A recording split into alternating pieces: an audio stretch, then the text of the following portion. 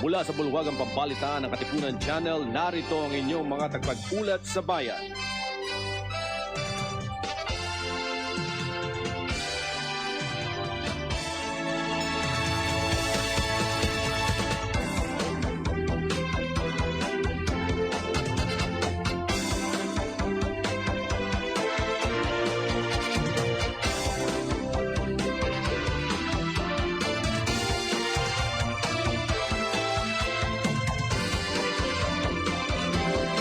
Magandang gabi Pilipinas, gayon din sa iba't ibang panig ng mundo.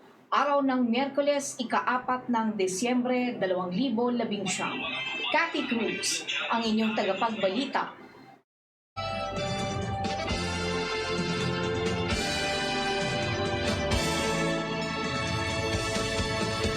Nagsampa ng protesta ang dating kongresista at kilalang pilantropong si Annie Susano sa House of Representatives Electoral Tribunal makarang lumabas ang resulta ng nagdaang 2019 national and local election laban sa dating TV personality na si Precious Hipolito Castelo.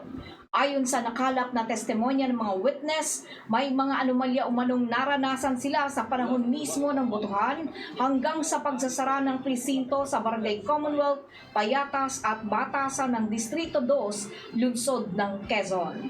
Batay sa panayam ng tuklasin natin, sa ayaw magpakilalang source, personal umano silang kinausap ng dating politiko at hipag ng nanalong congresswoman ng Distrito 2 upang bumaliktad at pumirma ng kontrasalaysay.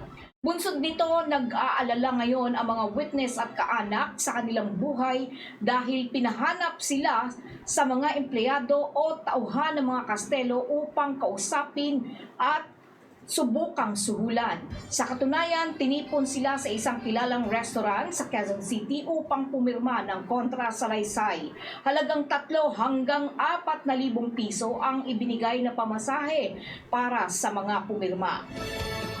Bakit kailangan umanong suhulan ang mga tao kung maayos at malinis ang eleksyon? Yan ang pahayag ni Congresswoman Annie Susano. Nakapagtataka umano na noong manual election halos kalahati ng Quezon City ay nakakuha siya ng mataas na boto taliwas nang ginamit ang PCOS machine at kasabay nito ay naglaho ang kanyang mga boto. Konsensya naman ang pairalin dahil nang bago pa sila sa politika ay hindi nila pwedeng ikaila ang malaking tulong ko sa kanila. Samantala, niliwanag ni Congresswoman Annie Rosa Susano na ang pagsampa niya ng mga protesta ay hindi upang manalo kundi malaman kung nasaan ang kanyang mga boto. Samantala, debate ang hamon at nanindigan na hindi siya nagpayaman sa panunungkulan. Sino ba ang nagpayaman? Patanong na pagtatapos ng matapang na kongresistang si Annie Susano. Hanggang sa sandaling sinusulat ang ulat na ito, ay sinusubukan po ng tuklasin natin na hingi ng reaksyon ni Congresswoman Precious Hipolito Castelo, subalit nananatiling walang kasagutan mula sa kabilang panig. Samantala, binalaan ni Pangulong Rodrigo Duterte ang Manila Water at Maynilad Water Services na kakasuhan niya ang mga kumpanya ng economic sabotage. Nairita ang Pangulo sa desisyon ng Permanent Court of Arbitration na nakabase sa Singapore kung saan pinagbabayad ng multang mahigit sa 3 bilyon ang pamahalaan sa Maynilad at higit 7 bilyon naman sa Manila Water dahil sa malaki ang nalugi sa kanila nang hindi payagan ng pamahalaan ang hinihingi nilang dagdag singil sa tubig. Ayon sa Pangulo, dapat managot ang mga mambabatas o gumawa ng kontrata sa pagitan ng pamahalaan at water concessionaires dahil mistulang ginawang gatasan ng pamahalaan at mamamayang Pilipino dahil sa mga isinasamang bayarin sa bil ng tubig. Inatasan naman ng Pangulo ang Department of Finance at ang Solicitor General na bumuo ng bagong concession agreement na papabor naman sa pamahalaan para sa kapakanan ng sambayanang Pilipino. Samantala, pakinggan po natin ang mensahe ng Pangulong Rodrigo Duterte. Makinig kayo mabuti ha. At the outset sabihin ko na sa inyo, itong bagay na ito, I am ready ready to go down anytime. Alam mo, kailangan natin ng tubig. May bagyo nga eh. But we need water because even in the early and primitive times, people congregate in rivers and waters to survive. Water is survival for this nation. Kung walang tubig, patay tayo. We can survive about 5 days without eating, but 3 days of thirst and dehydration, you're a goner. Now, itong tubig is a natural resource. It is God-given to the Filipinos. It's found in so many places. A number of times, we have had this specter of water not there. But by the grace of God, we have survived. Ito ngayon, I'll bring out something na gusto kong tapusin talaga. I said, kung ako ang matatapos because of their money, okay lang. Pero tandaan ninyo mga Pilipino, at least ipinaglaban ko ang tao. Remember that. Baka babagsak ako, babagsak talaga. Money is very corrosive. Given to a frail mind, it can just be a robot and direct him where to go and where to turn and when to go back. Itong tubig sa Maynila, I remember na may crisis for so many days. Tapos, nandoon ako sa Davao. Wala man akong narinig na law on, but of course, our resources, our nakadiposito, the catch basins, whatever be a tank or a pond, hindi pa naman critical. As I was in Davao, then I heard that there was no water for 3 days. So tinawagan ko yung Maynila, sabi ko, ano ba nangyari yung putang inang yan? Eh, galit na ako. Sabi na, walang tubig. So may tinawagan ako. May tubig sa gobyerno. Sabi ko, uuwi ako dyan if by tomorrow wala pang tubig, pagsasampalin ko kayo sa publiko. Totoo yan. At ginagawa ko talaga yan. At gagawin ko yan. Masira man ako. If I go down, so be it. I like it. Gusto ko. Ganito yan. Ang tubig atin, maraming tubig. Ang problema, binigay natin sa mga torpeng hindi nga Pilipino halos o Pilipino yan, walang kaluluwa. Yang Manila water, pati Maynilad, kay Pangilinan, pati kay Ayala. Matagal na ito. Wala lang pumipiyak kasi nga takot sa pera ni Ayala, pati ni Pangilinan, especially during the election. Kailangan mo eh. Kaya walang nagsasalita talaga. But when I saw the contract, sabi ko, putang inan to. They are screwing us. And they're screwing us all the way. Sila ang distributor, atin ang tubig. In the contract, the water is categorized not as a natural resource, but as a commodity. At sa contract in the Republic of the Philippines, it's just being mentioned there's an entity na may kontrata sa Ayala pati kay Pangilinan. At ang masakit dyan, we cannot interfere. Because if we do, they will sue us and they will be awarded millions. Kasi ang napili nila is arbitration. Ang arbitration sa Singapore, membro rin sila niyan. It is an interlocking ng mga mayaman dito sa Southeast Asia. Nag-form sila ng isang parang korporasyon. Itong korporasyon kasali dyan, parang Brotherhood of Corporation, sila Pangilinan. Yung Salim, ng Indonesia. Arbitration, natalo na tayo, 3 million. Ngayon, there's one coming up, 6 million. Because we interfered. We cannot raise or lower the price of water in this country. If we do that, they will sue us and for interference, and they go to file the arbitration, talo talaga tayo. Puro sila yun eh. Kita mong kawalang hiyaan ng tao. Kontrolada, ba sinabi ko sa inyo nung kampanya, hindi lang kayo makinig kasi ako naman, mahinang tao lang, taga Davao, probinsyano. Sabi ko, ang corruption sa Pilipinas, maliit yung customs. Pero bibirahin ko rin ko kayo. Sabi ko, ang corruption na pinakamaliit, bilyon, nandito sa itaas. Yung tax exemption, ito si Ong Pin, lahat yan sila.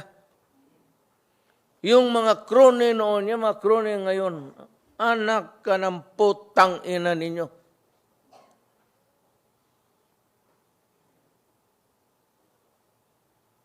Ayan, nationwide man yan. Ikaw, ABS-CBN, you're a mouthpiece of me. Ang inyong franchise mag-end next year. If you are expecting na ma-renew yan, I'm sorry. You're out. I will see to it that you're out. Ilan kaming mga kandidato na kinuha ninyo ang pera namin but never aired our propaganda. Ako, Chis Escudero, lahat kami. Pero yung propaganda ni Trillanes portraying children and which was really a prohibited act under the rules of the election code in spite of the fact na may TRO na huwag ninyong pinalabas ninyo. Ngayon, you come to me begging, ang kawawa kayong second generation na walang kaamong-among nandyan sa akin, parang hindi na malaman kung ano ang body language nila.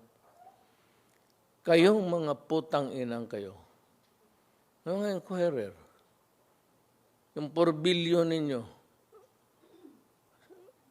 alam mo ginawa ni Inares kasi kaibigan kayo ni Aquino, pinabayad lang 8 billion.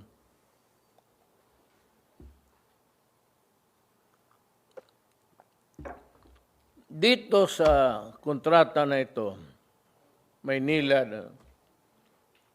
we must not do anything to jeopardize their operation. Because kung at any given period or during the lifetime of the contract, pag nalugi sila, you have to pay for the losses. Billion niya.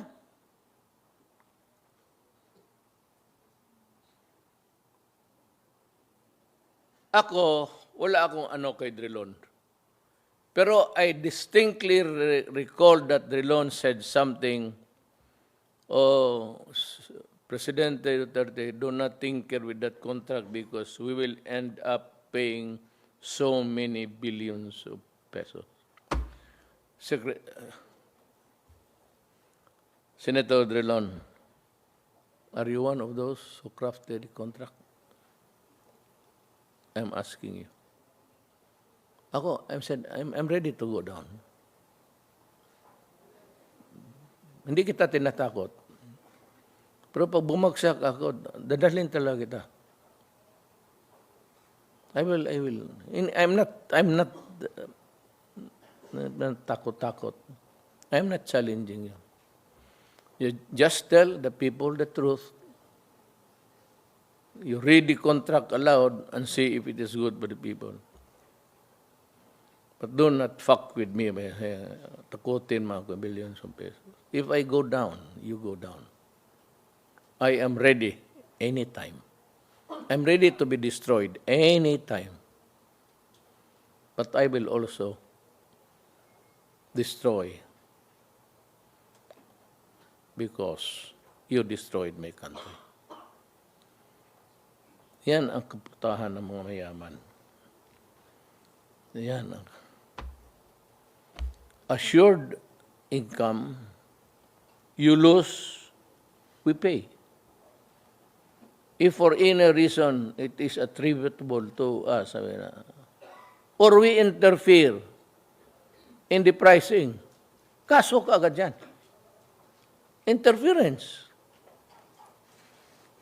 Kayong Pilipino, how many years have you been paying? Nandyan sa ano ninyo, bayad para sa water treatment. Ilang taon na kayo nagbayad ng water treatment, ang putang ina niya hanggang ngayon, mabaho pa rin yung lumalabas doon sa Manila Bay. Let's say kayo, walang water treatment, sige kayo, Cobra, anong tingin ninyo sa amin? Putang. Kayo sabihin ko sa, hindi ko matawag, makita ko kayo. Just make sure hindi tayo magtagpo. Kumuton ko ng yun. Huh? Kaya ko yan, ilang beses na. Dito, ilang gago dito. Kumutong ginawa. May bodyguard ka, adi, magbarila tayo. Putang ina yan. If it is time to die, we die. Ganun lang ang buhay. Pero I will go down not without a bang. Gusto ko lang malaman ng Pilipino bago ka matapos. Kailan man yan, bukas, or I may not complete my term. It could be tomorrow, it could be day after. Pag gusto ko lang malaman ng mga Pilipino that may dumaan na presidente who really loves his countrymen. Okay.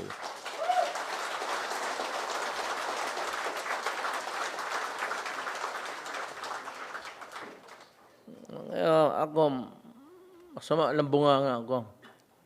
Pero magturo kayo ng anong bagay na hindi ko ginawa. Corruption, I'm still at it. I have fired 5 cabinet members, all of them are my friends, for corruption. Give you free education. Mayroon ng hospitalization, may malasakit na. Farmers, when I went there, kayo mga, sarap ko mga NPA, sabi ko, balain ko yung irrigation. Binigay ko. Ganon ko kayo kama. Wala man akong yung opposition na sige na wala akong ginawa. At itong may mga kolumnista na ulol, isa pa yan. They try to speculate about what I'm supposed to. Hindi ko talaga patakbahin yung anak ko. I'm telling Sarah now, again, for the end time, do not run. Reason ko, maawa ako sa iyo, anak kita. Except for your patriotism, for your love of country. Wala kang makuha dito sa presidente na ito unless you go corrupt. Pero kung tinarong ka, ano bang tinarong sa Tagalog? Kung matino ka, wala kang makuha dito. Kapoy lang. The endless travel, you go there, tomorrow you go to the policeman or lying state. Tapos magtanong pa yung mga gago, Duterte takot sa military, kaya dinubli ang sweldo, kaya maraming cabinet. Putang ina, ulol pala kayo. I was elected by the people. I was not elected by the army or police.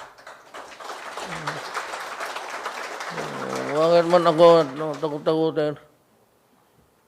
Malinis mo yung eleksyon ko. I never terrorized. You know, last night, General De Rosario was one of them.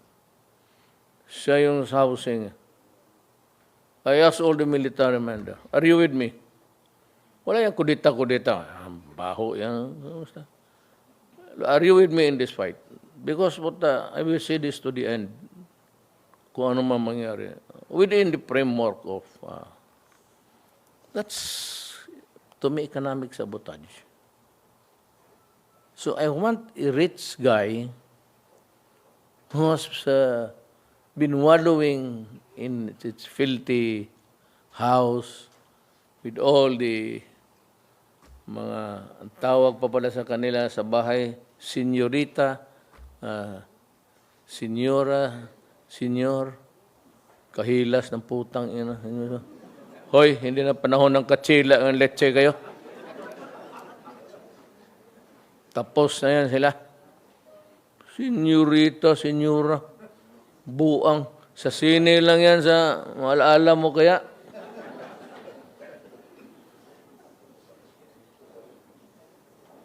So, kaya mabuti. I had a I'm lucky. This must be my lucky day.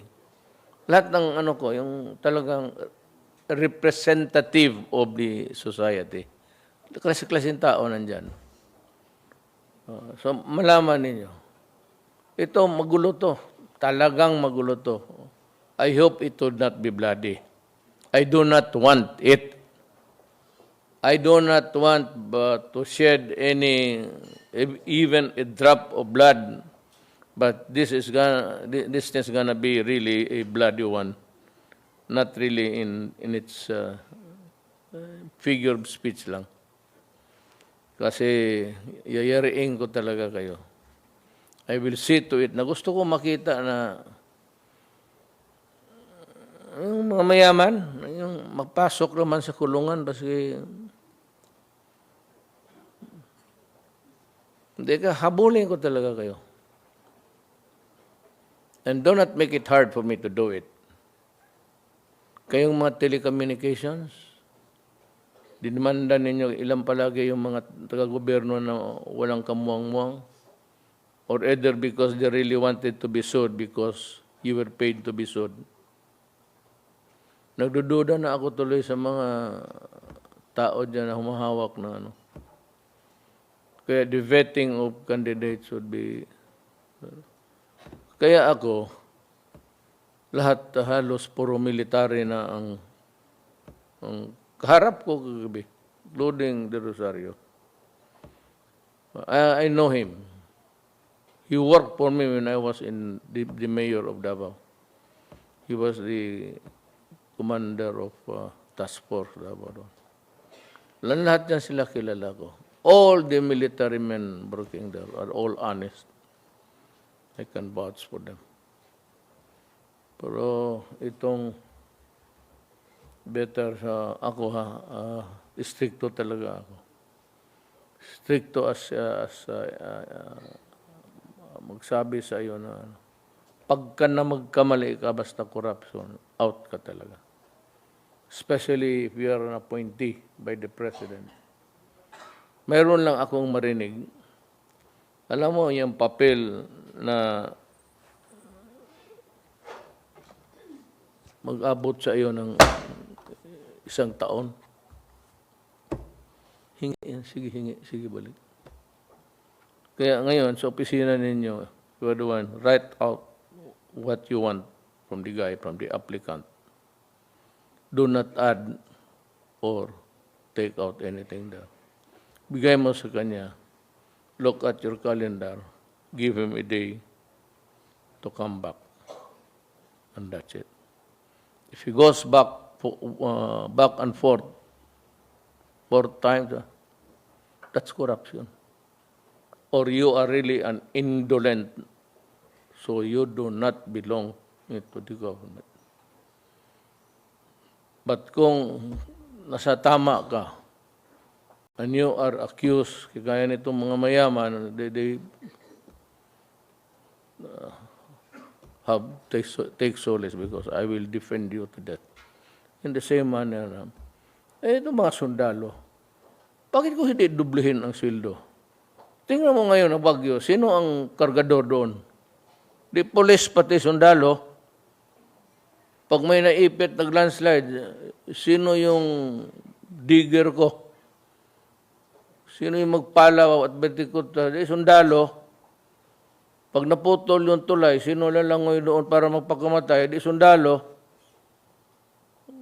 Yan intindihan eh. Ngayon, naghingi ako ng tulong sa sundalo. Hindi ako naghingi ng tulong sa sundalo para mabuhay. At that, you go by destiny. If it's your time, it's your time. Tulong ako for a cause, just to show to the people that we are there for you.